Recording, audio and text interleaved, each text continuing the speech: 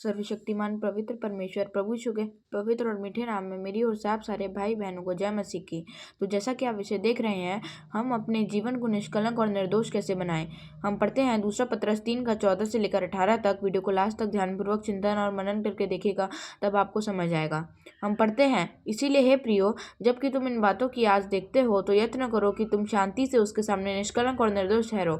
हमें निर्दोष और निष्कलंक कैसे रहना चाहिए? जो प्रभु का वचन हम पढ़ते हैं उसके अनुसार हमें अपना जीवन भी व्यतीत करना चाहिए।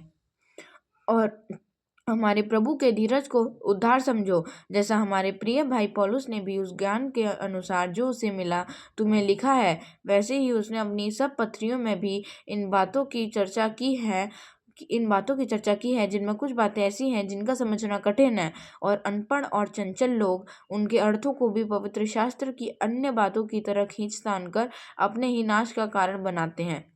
इन वचनों का आत्मिक ज्ञान न होने के कारण वे वचन का उल्टा फुल्टा कोट करके अपने ही नाश का कारण बन जाते हैं। इसीलिए हे प्रियो, इन बातों का आत्मिक अर्थ पिता से प्रार्थना करके मांगो, तब वह तुम्हें ज्ञान और समझ देगा इन बातों का आत्मिक अर्थ समझने के लिए। इसीलिए हे प्रियो, तुम लोग पहले ही से इन बातों को जानकर चौकस रहो, ताकि अधर्मियों के भ्रम में फंसकर अपनी स्थिरता को कहीं हाथ से खो न दो। तब हमारे परमेश्वर का वचन यह अपने दास पतरस के द्वारा लिख रहे हैं कि आज बहुत से लोग ऐसे हैं जो इन वचनों का आत्मिक अर्थ न समझने के कारण गलत शिक्षा में फंसे हैं। और पर हमारे प्रभु और उद्धारकर्ता यीशु मसीह के अनुग्रह और पहचान में बढ़ते जाओ। उसी की महिमा अब भी हो और युगानुयुग होती रहे, आमीन। उसकी धार्मिकता और पवित्रता में बढ़ो, और जहाँ पर इन वचनों का अर्थ समझ नहीं आता वहाँ पर परमेश्वर पिता से मांगो, प्रार्थना करके हमें मांगना है। जहाँ पर हमें इन वचनों का आत्मिक अर्थ समझ नहीं आता, तब हमारा परमेश्वर पिता हमें प्रार्थना करके, जो हम प्रार्थना करेंगे तब हमें वो देगा इन वचनों का आत्मिक अर्थ समझने के लिए ज्ञान और समझ और बुद्धि।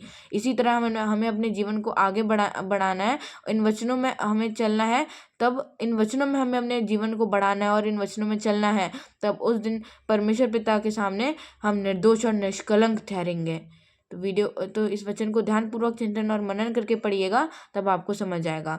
वीडियो को लाइक, शेयर और सब्सक्राइब करें। शेयर करना भी परमेश्वर का काम होता है, और ज़्यादा से ज़्यादा शेयर करें, ताकि जिन लोगों को तक परमेश्वर का ये सत्य नहीं पहुंचा है उन तक परमेश्वर का सत्य पहुंचने पाए और वे भी परमेश्वर को जानने पाए।